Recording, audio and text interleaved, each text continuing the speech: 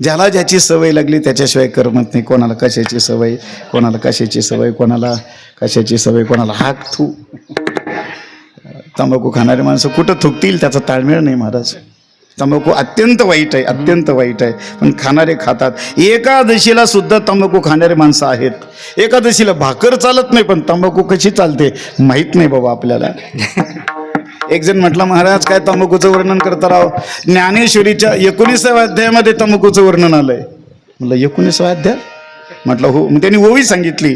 भगवंत म्हणे, अर्जुना जो लावी तंबाखूला चुना तो माझा भक्त जुना दान निश्चयसी. म्हटलं तूच असेल रे बाबा, जुना भक्त तूच असेल, मुन्सी बाबाच्या अगोदरचा असेल तू.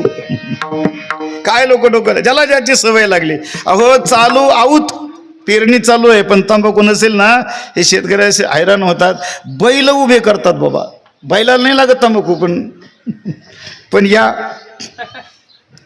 चालू आहोत पेरणी उभी करतो आणि मग बांध ओलांडून मग त्याला विचारतो, का हो ऐका, आता तो त्याच पॅनलचा असतो.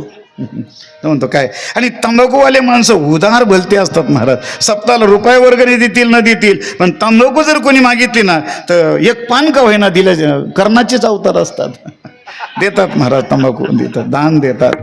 गावाले, बिड्यावाले, काड्यावाले, दारूवाले भलते उदार लोक असतात महाराज. आपला पॅनल वाढवण्याचा प्रयत्न करतात. व्यसन अत्यंत वाईट आहे.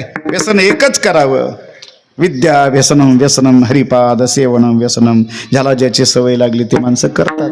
काही ना पत्ते खेळायची सवय लागली, पत्ते जर नाही खेळले ते त्यांना जमतच नाही. एका दुर्री तिरी दिसत नाही, पण फुटक्या चष्म्यातून गुल्ल्या आणि राणी पाहतो.